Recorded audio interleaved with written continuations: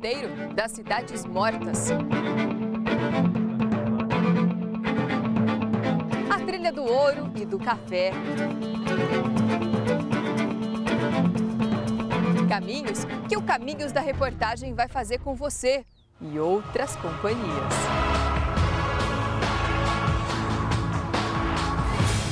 Tudo começou no século XVII, há mais de 300 anos. Uma história com rei, imperadores, bandeirantes, escravos, barões, índios e bandidos. A natureza preservada já foi cenário de lutas entre índios, portugueses, bandeirantes e traficantes de escravos. O Vale do Paraíba é formado pelas serras do Mar e da Mantiqueira, a leste do estado de São Paulo e sul do estado do Rio de Janeiro.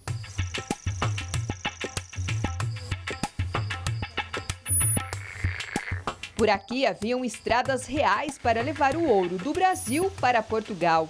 Aí começa a corrida para o ouro e o vale ganha uma importância enorme.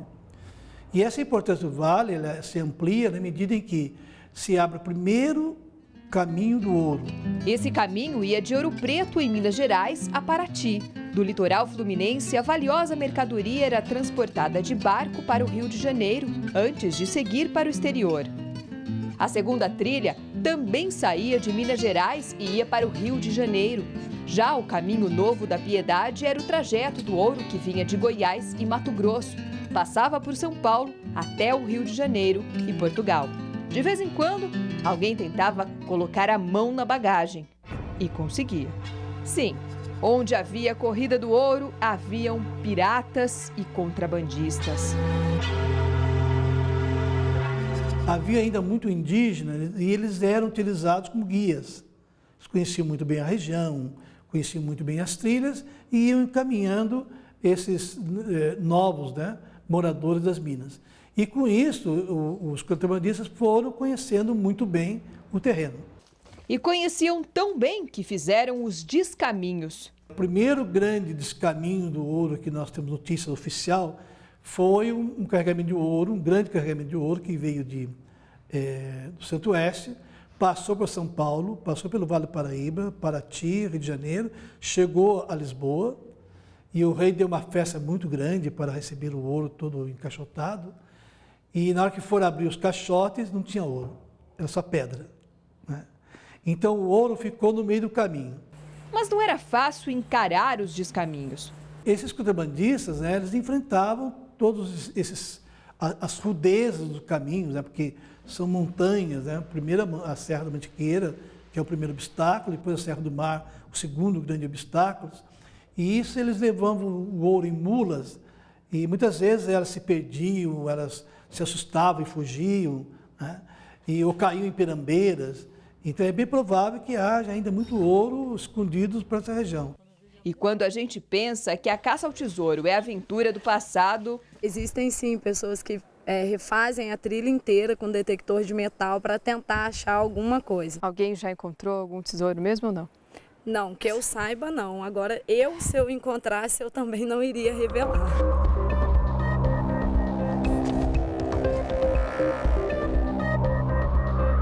Esta é a trilha do ouro, por onde passaram índios, tropeiros, escravos. Hoje, por este caminho preservado, passam turistas, aventureiros e pesquisadores. Há muito que se descobrir por aqui.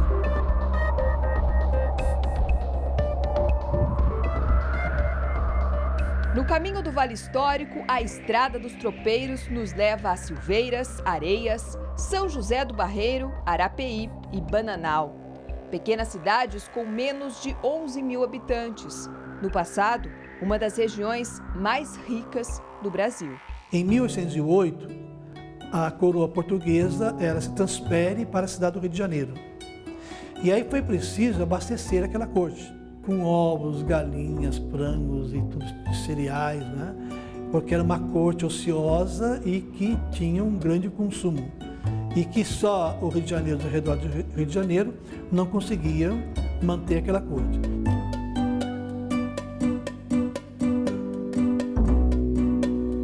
Já no final do século XVIII, 1790 por aí, começa a plantação do café. Então, esse caminho passa a servir para transportar café e o café vai trazer a riqueza à região.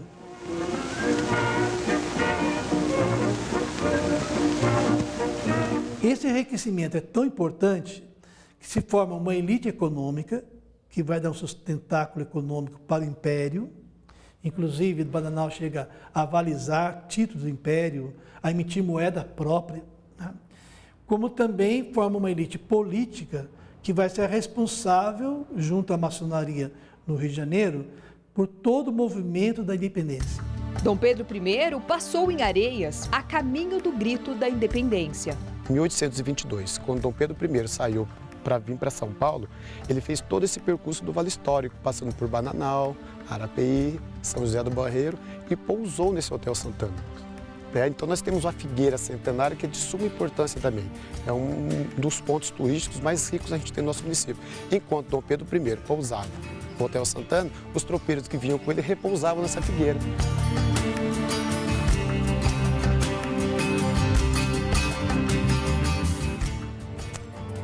Ali tudo foi, nada é. Não se conjugam verbos no presente. Tudo é pretérito. Foi assim que Monteiro Lobato descreveu em livros o Vale Histórico na época em que viveu aqui.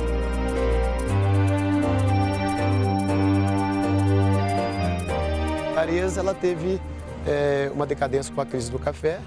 Então, nesse período de 1907 a 1911, Monteiro Lobato ele veio para Areias, era uma cidade que só tinha apenas um chuveiro, né? Ele morou em 2 casarões do nosso município, no centro da nossa cidade, que fica ao lado da Matriz de Santana.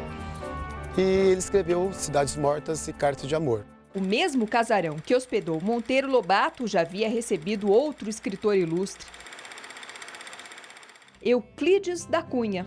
Quando Euclides da Cunha vem para o Vale do Paraíba trabalhar em obras em Guaratinguetá, né, e vem morar em Lorena, e aqui fica entre os anos de 1902 e 1903, ele viaja muito para o Vale Histórico e aí ele vai tomando contato com as pessoas e com a realidade.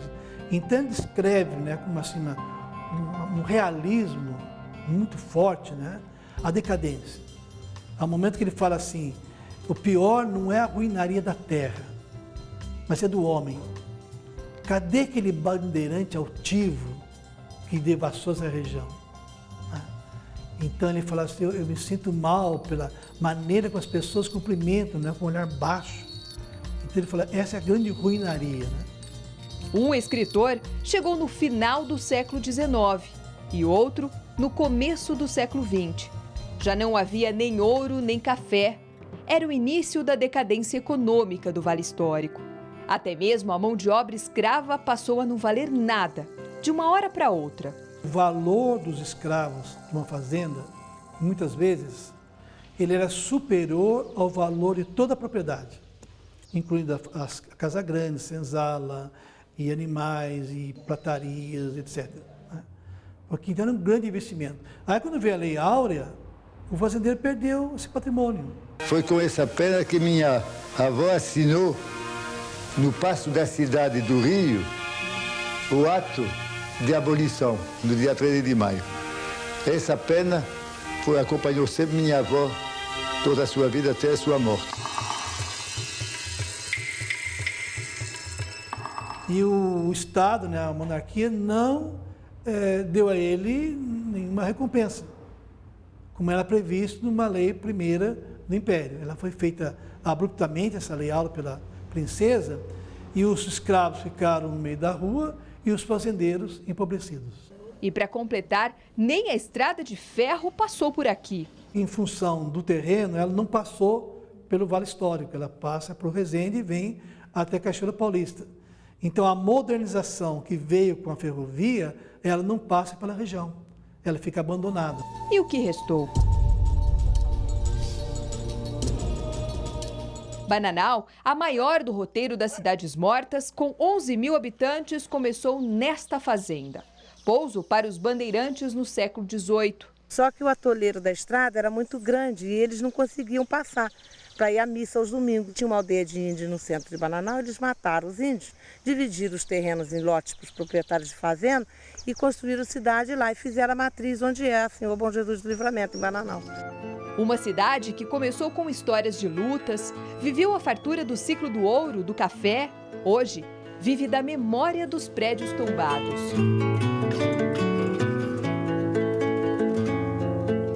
Este restaurador de prédios herdou nada menos que uma das farmácias mais antigas do Brasil. Durante 2 anos, chegou a ser um museu, que rendia cerca de R$200 por mês.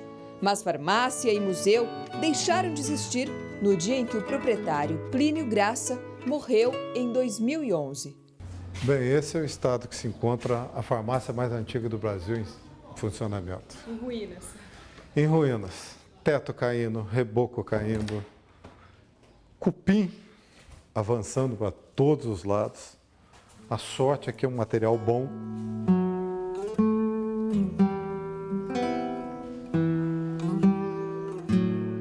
Aqui não está mais o remédio para tratar esse problema. E a única receita que existe até agora, mas que também não garante a cura, é essa.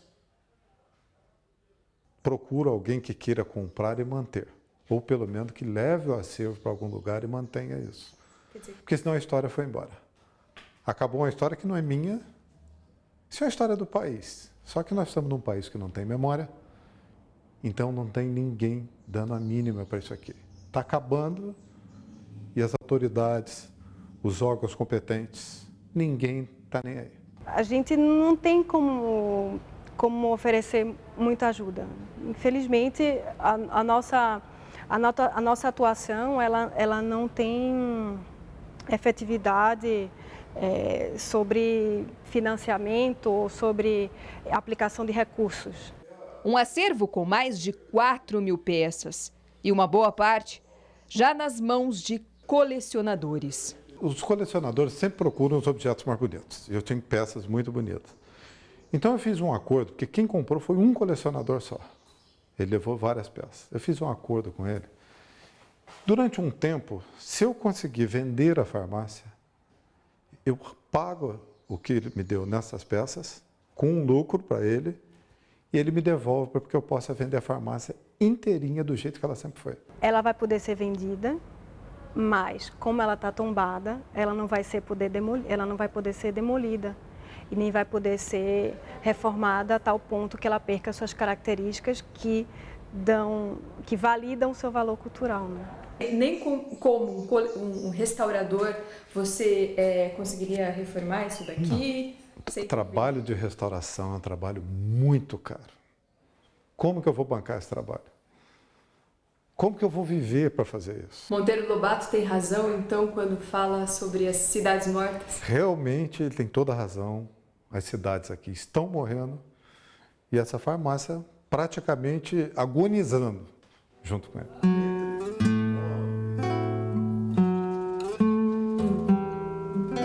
No centro da cidade, outro patrimônio tombado pelo Estado também está fechado. Construído há mais de 150 anos por um fazendeiro da família Almeida. Ele precisava ter uma casa aqui para quando houvesse as festas de padroeiro, essas coisas, né, da vila de Bananal. Aí ele vinha com os familiares, os escravos e mais os convidados, né, porque muita festa, muito baile, muita música, entendeu? E as carruagens? Aí vinham. Vinham de carruagem? Vinham de carro de boi. Consta que eles vinham de carro de boi, entendeu? Até tem uma pedra naquele solado do lado ali, que é para que o carro de boi não quebrasse a quina do sobrado. Tem uma pedra grudada na quina do sobrado, sabe? E vinham e ficava aqui, todo mundo hospedado aqui. Entre os visitantes, barões, comendadores e nobres, como Codidê, o marido da princesa Isabel. Em 1930, um inglês transformou o solar em um hotel com 22 quartos. Com diárias de R$30, o Hotel Brasil funcionou até dezembro de 2011. Não tinha hóspede quase nenhum, um dos motivos pelos quais a gente também não sustentou o prédio, não tinha recurso. Porque tem que haver um rodízio, né? Você recebe e emprega. Mas você não recebendo, como é que faz? Por fim, eu estava pagando para ficar no hotel. Foi entendeu? uma decisão muito difícil? Foi. Foi muito difícil e doída. Por quê? Ah, eu amo isso aqui. Eu amo isso aqui. Tem muitas lembranças.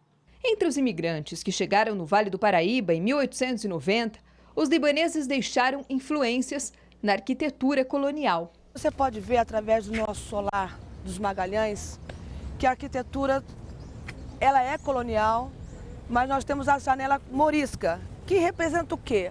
A colonização árabe aqui. À frente, nós temos a nossa igreja matriz. Vocês podem observar que não temos torre nessa igreja e é muito difícil você encontrar igreja sem torre, sendo que o estilo dela é colonial, barroco, rococó. É um verdadeiro mix, né, Fernanda? Esse chafariz é até engraçado as histórias, porque quando eu era pequena, eu brincava muito nessa praça e saía água das torneiras. E hoje? Hoje não sai mais. E você já vê a degradação, né? Porque nós não temos nem mais como abrir ou fechar. Com certeza deve ter sido roubado, porque era de bronze, né? E qual a importância dele? A importância desse chafariz, que na época do Brasil Colônia, de Bananal Colônia, não tinha água encanada. Então os escravos saíam para vir buscar água, para abastecer os casarios, né? Esse prédio ele foi reformado pelos próprios donos, né? Esse de 3 andares. Ao lado você já pode ver o outro, que também tem os afrescos, tem as imagens de mármore Carrara. E a sacada é feita de pedra bruta mesmo, que foram os próprios escravos que talharam a pedra e colocaram, né? E está caindo. E por que está caindo? Porque não tem condição. As pessoas não têm condições de manter.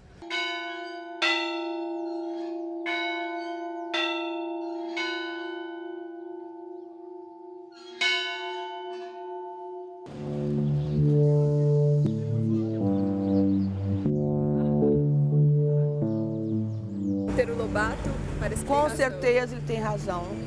Bananal faz parte das cidades mortas.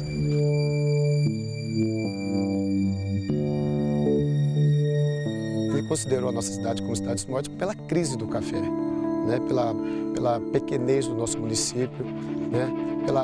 Por ser uma cidade silenciosa.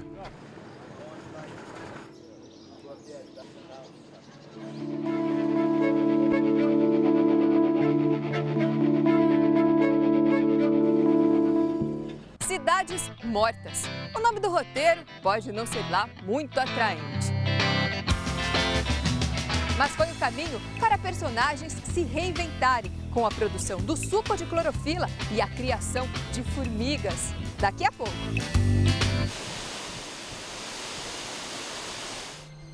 Toda essa beleza é a Mata Atlântica. No meio dessa natureza, a vida está sempre em ameaça.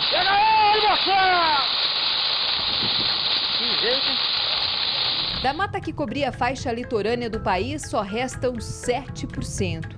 Um pedaço disso está aqui, na Serra da Bocaina, entre os estados do Rio de Janeiro e São Paulo. O que acontece com o Vale Histórico, o fundo do Vale Histórico? Ele está nos contrafortes da Serra da Bocaina, ele está entre Serra do Mar e Serra da Mantiqueira, numa região que a gente chama de mares de morro. Então, a topografia da região funcionou como uma barreira topográfica, essa é a hipótese da pesquisa, para esse desenvolvimento econômico, industrial ou para uma agricultura que exige áreas planas. Entendeu? Então, o desenvolvimento não chegou aqui. Eu também acredito que por causa desse isolamento, né, a região também se tornou mais preservada.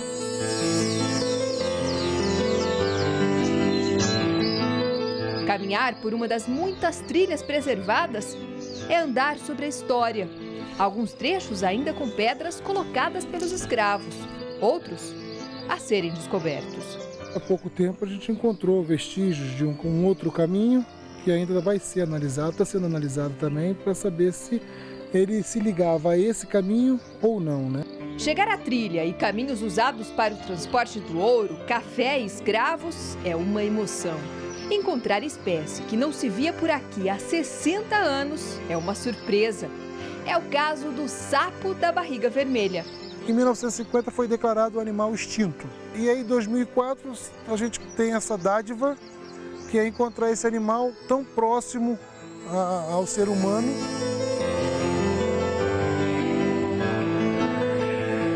É para isso que serve uma unidade de preservação, uma unidade de conservação, para preservar e garantir que essas espécies continuem aqui, continuem sendo reproduzindo, servindo de bioindicadores. Quem diria que esse bichinho é um sapo e tem chifres? Que não são fortes, são bem fraquinhos. Ele se camufla para aparecer, para ficar no solo sem ser percebido, né? Bom, vamos fazer a soltura aqui.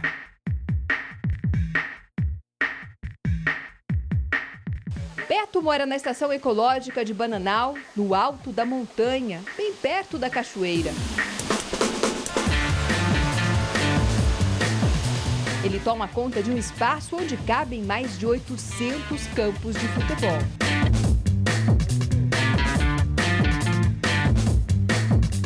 Uma armadilha fotográfica.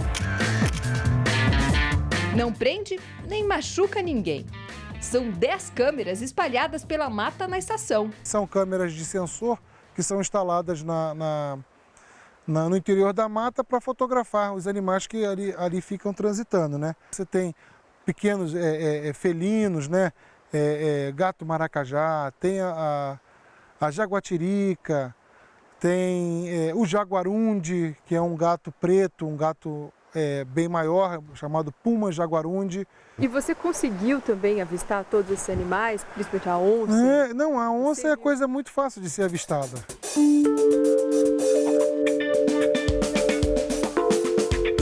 Em São José do Barreiro, os 4.000 habitantes vivem na entrada principal de outro paraíso ecológico, o Parque Nacional da Serra da Bocaina, que está entre os municípios de Angra dos Reis, Paraty, Areias, Cunha e Ubatuba. Da praça da cidade, percorremos quase 30 quilômetros para chegar perto das cachoeiras.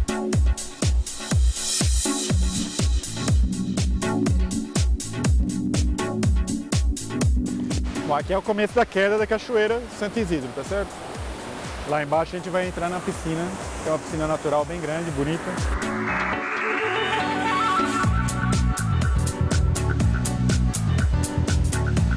Na verdade, a Mata Atlântica como um todo, ela é composta por vários tipos de ecossistemas, cada um com o seu tipo de vegetação. Você tem desde vegetações de mangue, restinga, floresta umbrófila densa, até campos de altitude. No meio do caminho, uma cobra. Nossa, uma coral, Deus me livre. Que perigo, hein? Perigo? Nossa, que legal. Meu pai quase pisou em cima. Sério? A coral, ela é muito pouco agressiva. A chance de picar e morder vocês é mínima. O grande problema é quando põe a mão perto dela. A imagem bucólica é, na verdade, uma invasão. A área de preservação ambiental não deveria ser usada como pasto. Perto do gado, araucárias, já ameaçadas de extinção. Exatamente, aqui a gente vê um conflito bem típico, né? Que já foi a área de queimada, né? Provocada para a renovação do pasto. Provavelmente essa região aqui deveria ser uma floresta. Além disso, nós temos vários poceiros em áreas que a gente não sabe qual é a titulação e mesmo poceiros dentro de terra pública. A legislação brasileira atual prevê que ficam congeladas as atividades desde a época da criação do parque. Então, é um conflito, porque quem é dono ou poceiro, ele não pode avançar na ocupação, né, do imóvel dele, né? E não pode fazer ampliações nem nada. E nós, por outro lado, temos que fazer o controle disso, né?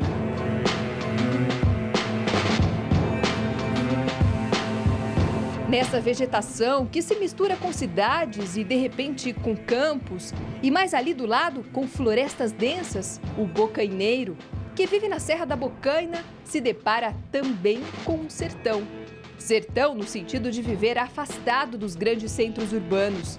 Estamos na zona rural de Bananal. Essa música, não sei porquê, me lembra aquele casarão que fica naquela cidade. O publicitário premiado já estava de olho no resgate da história. Onde nasceu aquele pintor que pintou aquele quadro. Aquele quadro que fica naquele museu, que fica naquela praça. Roberto, que também surfou nas águas do Havaí e Indonésia, hoje mora no Rio e trabalha aqui, no Vale do Paraíba, nos fins de semana. Quem está aqui é porque é apaixonado pela Bocaina. Eu sou um dos apaixonados. Tem como explicar essa energia, assim, o que é isso? Energia é uma coisa difícil de explicar, principalmente num lugar, né? Mas é um lugar onde você se sente bem, onde você consegue ter uma terra muito fértil. O carioca escolheu a Serra da Bocaina para fazer esculturas. São peças pesadas. Essa escultura pesa 72 quilos. Ela é em ferro, com pintura automotiva e ela aguenta muito bem ao tempo, né? Sol, chuva, essas coisas todas. Mas é da terra que ele sobrevive. Roberto planta trigo, a matéria-prima para o suco de clorofila. Eu pensei, se eu conseguir uma boa semente, num lugar que tem uma terra maravilhosa, uma água maravilhosa, eu ia conseguir produzir um suco com muita qualidade, que era meu objetivo. O suco de clorofila é feito da grama de trigo orgânico, da planta do trigo quando ainda não é maduro. Não é uma grama comum. Nós estamos num momento que não tem nada plantado. Então, isso aqui tudo já foi colhido, tudo isso aqui. Com certificado do Ministério da Agricultura, Roberto vende para restaurantes de comida natural e supermercados do Rio e São Paulo. Vende o que chama de fonte concentrada de vitaminas e minerais. Essa é a dose de 20 ml do suco de clorofila orgânico. E isso daqui dá um copo, uma pessoa? Isso daqui seria uma dose diária para uma pessoa, misturando o suco de fruta da sua preferência. E aí é só misturar o suco aqui? Ou beber puro. Puro? Pode tomar.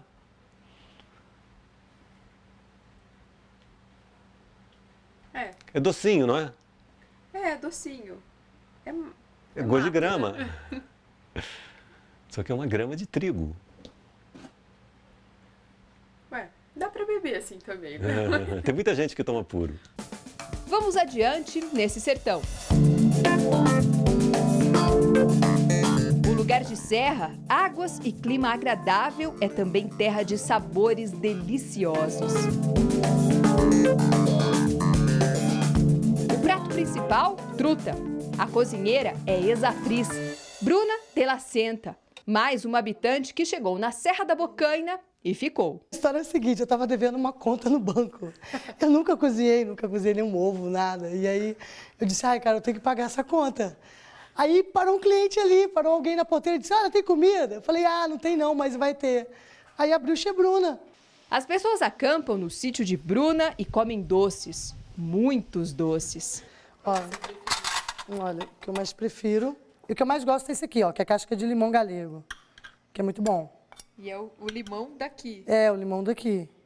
Aí tem também laranja da terra é bom. É esse pé de laranja que está ali na porta, ali, ó. Tem um pé de laranja na porta. E doce de leite. Gente, né? E para finalizar, o queijo que eu faço, que não sou eu que faço, é os meninos que fazem, mas dá na mesma, né? Queijinho. Eu e a Fernanda vamos comer, então. Podemos começar a comer?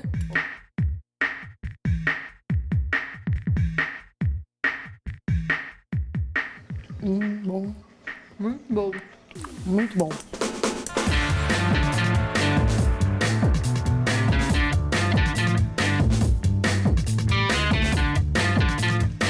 O que eu mais gosto aqui é a sinceridade e a vontade que as pessoas têm de ser alguém aqui. Todo mundo que está aqui está com o mesmo pensamento. Pô, eu vou ser melhor. É porque aqui você não tem nada, cara. Você está com dor de barriga, eu vou te dar boldo. Você está com dor de cabeça, eu vou te dar boldo. Você está morrendo, a gente vai rezar. Porque a gente está a 28 quilômetros da cidade. Mas a gente também tem uma infra. A cidade dá uma infra pra gente. A gente tem um médico que pode vir.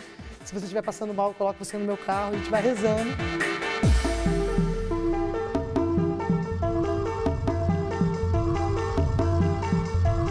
Quer dizer, de cidades mortas, como diria o Monteiro Lobato? Não tem nada. Que pena que ele disse isso, sério. Que pena. Eu acho que se ele tivesse vivo, ele teria que se redimir. Eu acho que de cidade morta, acho que não tem nada. Acho que as pessoas vivem muito aqui, as pessoas são mais felizes e a gente não tem que correr tanto atrás como o pessoal da cidade tem que correr atrás. Cara, eu estou super satisfeita que a minha horta está produzindo, que minhas galinhas estão lotando, estou toda hora botando ovo, que eu estou tirando leite e eu estou super bem. No fim de tarde e da estrada, em meio à natureza, a tanta história do Brasil, encontramos uma pousada que leva como símbolo um personagem importante. Mas o que será que ele tem a ver com essa região? Clavo mi remo en el agua, llevo tu remo en el mío. Meu pai era um médico socialista, né? Então eu associei, como o tio era um homem de esquerda também, um socialista, então eu fiz essa brincadeira, uma maneira também de homenagear, né? Che Guevara, que também era médico, nunca passou por aqui. Al outro lado del rio. O Dr. Souza Leite fazia a Revolução Socialista nestas matas de um jeito muito particular. Ele mesmo fazia o remédio, manipulava, punha o rótulo, a rolha. A pessoa saía com a receita e com o remédio. Entendeu? E ele não cobrava por isso? As pessoas eram muito pobres. Ele um cara de esquerda, né? A maioria acabava não pagando. E eu herdei a propriedade e transformei numa pousada. Mas a ideia inicial seria uma clínica de repouso para tratar os doentes, as pessoas ficariam nas kitnets. Quer dizer, para dar continuidade àquilo que seu pai fazia. Isso, mas eu não pude, né? Eu não sou médico, a estrada é muito difícil, o acesso, né? Para trazer um doente para cá. Então, acabou virando uma pousada.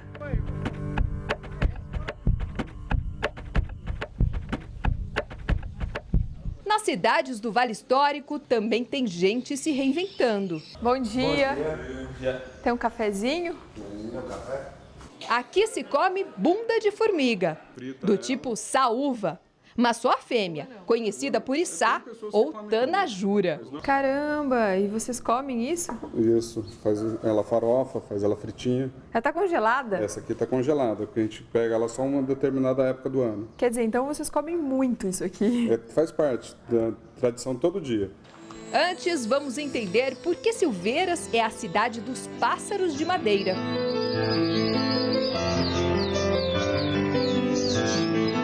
Quem começou com a tradição foi Camilo, este paulistano que veio para Silveiras no final dos anos 70 para ser artesão. Vendo que eu tinha escolhido essa profissão, minha mãe ficou toda preocupada. Meu pai falou: olha, meu filho, faça o que você gosta, mas mude-se para uma cidade pequena.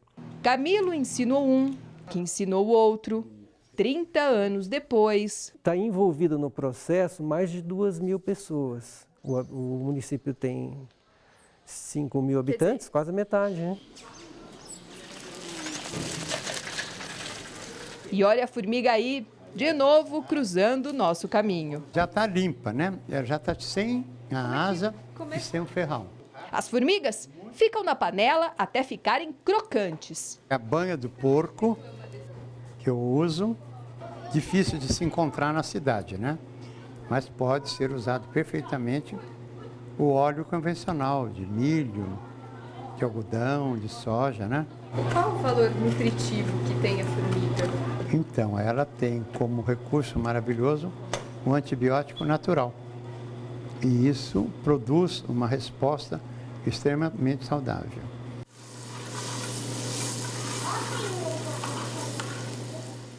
Posso provar? Pode enfiar a mãozinha assim, pega aqui. É? Pega. Só. Tá quente? Tá quente, mas não vai...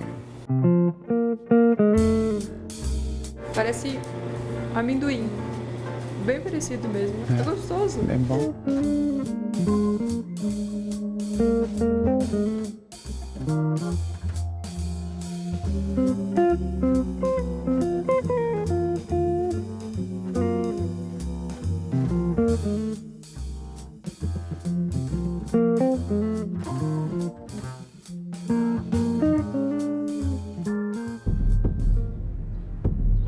Você acredita em fantasma?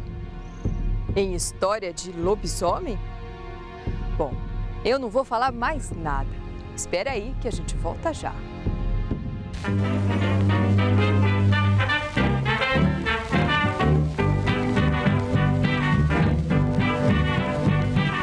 Ele é um casarão de 1928, né?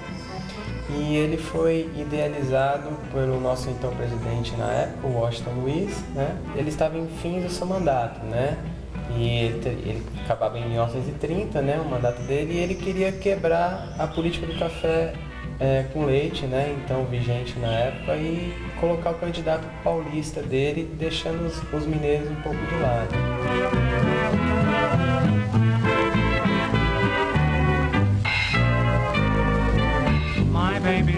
Mas o marco aqui mesmo, desse casarão, foi o início da era rodoviária do país, né? Washington Luiz, ele tinha um lema de governo, né, que era governar era abrir estradas, né?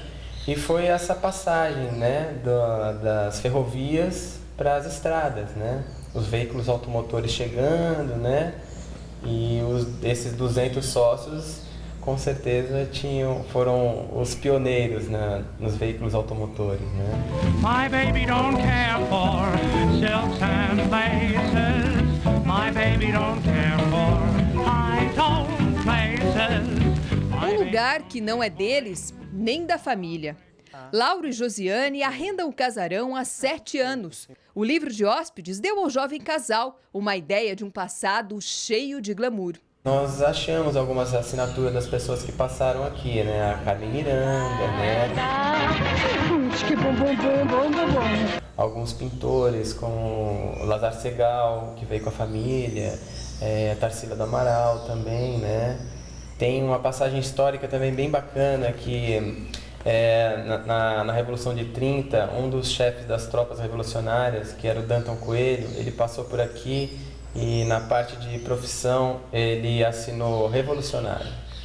Também passaram por aqui a atriz Greta Garbo, o ator Robert Taylor e o presidente Getúlio Vargas, que depôs o Washington Luiz no golpe do Estado Novo. Por ironia do destino, o Getúlio passou a frequentar o Clube dos 200, né? Porque nós conseguimos uma foto até dele aqui nesse salão principal aqui, né?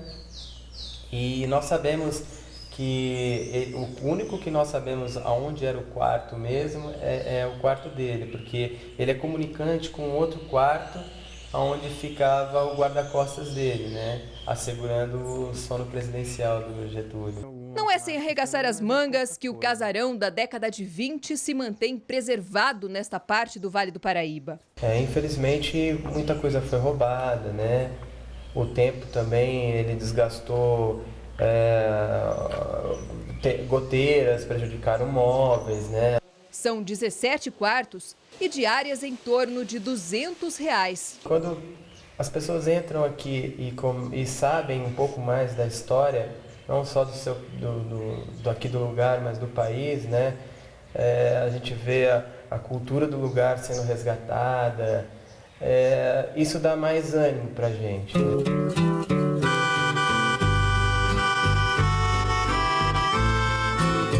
5 não dá porque eu estou desvalorizando o meu trabalho.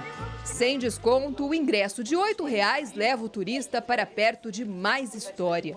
Dessa vez é a Fazenda dos Coqueiros, em Bananal. Vocês podem subir? Vale a pena pagar para ouvir as histórias que Beth tem para contar. Essa fazenda aqui, eu recebi ela de herança. Ela vem na minha família, são 4 gerações.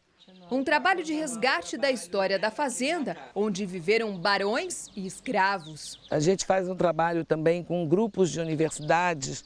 Tem a USP, tem a Unital, a Unisal, todas essas universidades aqui do Vale, do Rio também, o FRJ. E a gente tem um trabalho também voltado para o turismo pedagógico. Colégios de São Paulo, do Rio, de outros estados também vêm. Então o objetivo é trazer, resgatar a história dessa região e daqui da fazenda.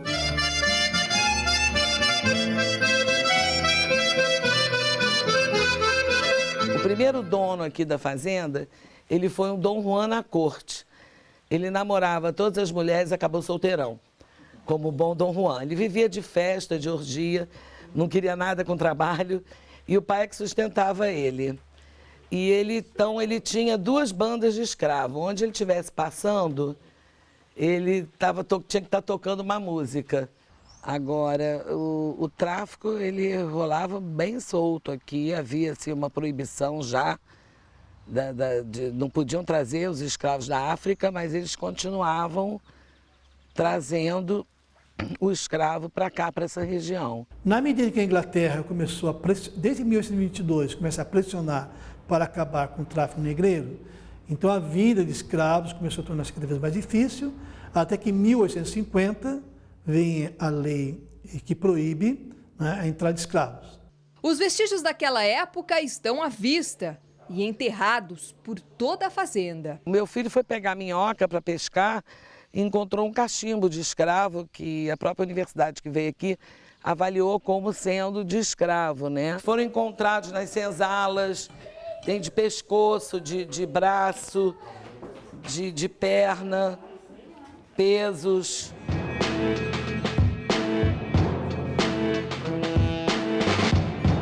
O que eles faziam? Eles amoleciam o ferro com fogo, botavam mais ou menos uma madeira no pescoço do escravo e depois moldavam no pescoço e botavam, às vezes, até um pedaço de pau para o escravo poder não fugir do lugar que eles estavam, né?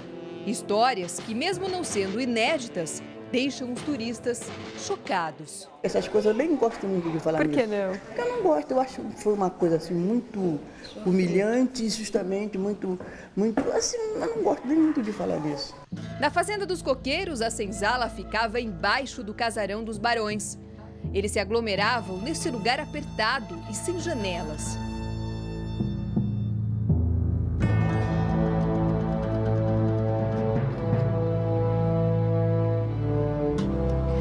Esta é uma foto qualquer de uma construção feita em 1855. Mas para algumas pessoas, as imagens feitas neste porão podem revelar outras coisas.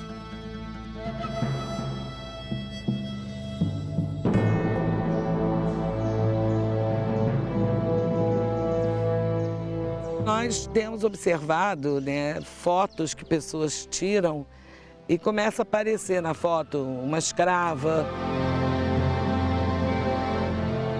umas mandalas de luz, né? A gente percebe na senzala, acontece muito, uma mandala de luz aparecer, 2, que a gente não sabe explicar, né? Pela parte, pode ser uma coisa para questão que dá para explicar pelo lado físico, mas as pessoas, como têm uma tendência mais ao misticismo, começam a falar que é ectoplasma, que é energia pura, que é a energia dos escravos, que está lá na senzala. Você ouviu muitas histórias dessas aqui pela região? Já ouvi. Aqui mesmo, né, na cozinha tem a escrava enterrada, que era uma lenda, aí quando foram reformar a cozinha, acharam o osso dela, né? Sim, um osso foi encontrado por pedreiros que reformavam a cozinha da fazenda. Quase caí dura, falei, meu, o quê? E aí fui levantar essa história, porque dizem que era uma escrava que estava grávida, teve uma hemorragia e morreu. E aí a baronesa, na época, com raiva dela ter morrido num dia de festa, mandou enterrar a cozinha na escrava, mandou enterrar a escrava na cozinha, porque para todos os escravos verem que não podia morrer em dia de festa e para a escrava saber que o lugar dela era na cozinha. Voltando para as fotos, alguém consegue ver 2 escravas aí? Se a gente olhar uma nuvem, a gente pode dizer que é um carneiro. Mas aí foi escrava, podia ser um elefante, uma borboleta. Aí eu fiquei meio cabreira, mas é tudo, não tem nada científico, né? Escravas para um, Espírito Santo para outros. É só virar a foto. Aí veio um padre aqui, disse, não, mas você tem o Espírito Santo na água, olha aqui, o pombinho. O pombinho. Aí você vira daqui. Agora eu estou ecumênica.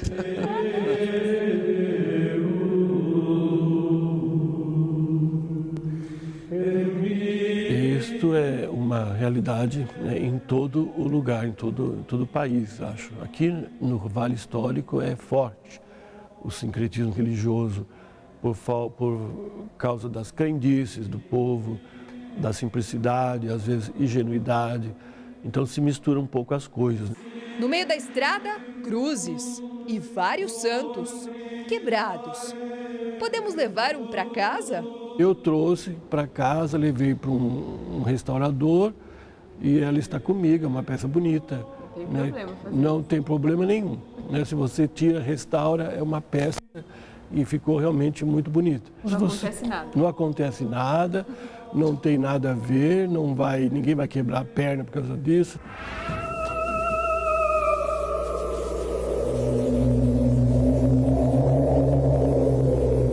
O fundo do Vale do Paraíba é palco de fatos sobrenaturais sem explicação até hoje. E também de histórias estranhas que permanecem vivas na cabeça de quem mora aqui.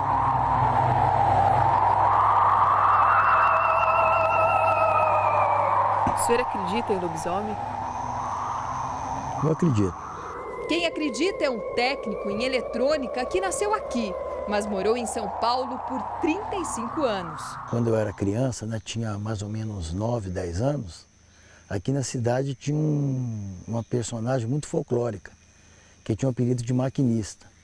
Ele era uma pessoa estranha, ele usava sempre camisa de manga comprida, calça comprida, né, bota, e a gente nunca via os braços dele. E a camisa também era abotoada até em cima. Nessa época já não tinha mais escravidão, né? Porque aqui foi uma região que tinha muitos escravos, mas já não tinha mais. E tinha um caseiro que morava lá, ele, a mulher e uma criancinha, um nenenzinho. Eles estavam vindo da cidade, né? Quando chegou próximo à fazenda, o rapaz, né, falou para a moça, ó, você vai andando com a criança, que eu vou aqui fechar uma porteira, uma coisa, e já estou indo. Aí a moça foi sozinha andando, é uma estradinha estreita, né? E logo depois dessa fazenda tem uma Santa Cruz. Aí nesse caminho, próximo a Santa Cruz, ela escutou um barulho. Aí ela olhou para trás, disse que era um cachorro enorme. Aí ela assustou, abraçou a criança e saiu correndo. Nisso ele deu um bote para pegar a criança, mas não conseguiu. Aí pegou só a manta da criança, assim, rasgou a manta. E nisso ela conseguiu chegar perto da Santa Cruz. Quando ela chegou perto da Santa Cruz, ele refugou, o bicho refugou e ela continuou correndo até chegar em casa. Aí passou um tempo, né? Aí chegou o rapaz. Falei, nossa, o que aconteceu? Você está assustado? Que ele olhou na boca do rapaz, estavam os pelos, tudo da manta da criança, né? Aí ela ficou assustada, tudo, né? Quer dizer, que o lobisomem era o próprio marido dela que virava lobisomem. Será?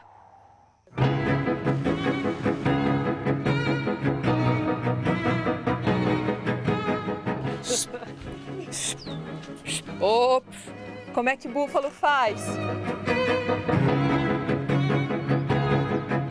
Quem está aqui é porque é apaixonado pela Bocaina.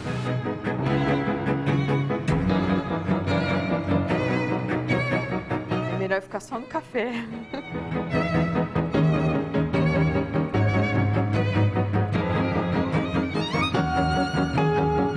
A gente vê que tem toda uma conexão histórica e geográfica, né? Desde a Mantiqueira, passando pela Serra do Mar até o litoral, Paraty, que é fascinante. É um mundo a ser revelado.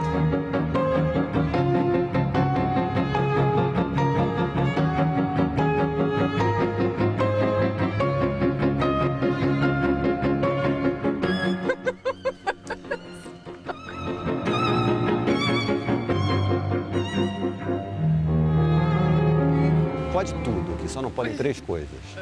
Se machucar, brigar e chorar. O resto pode tudo.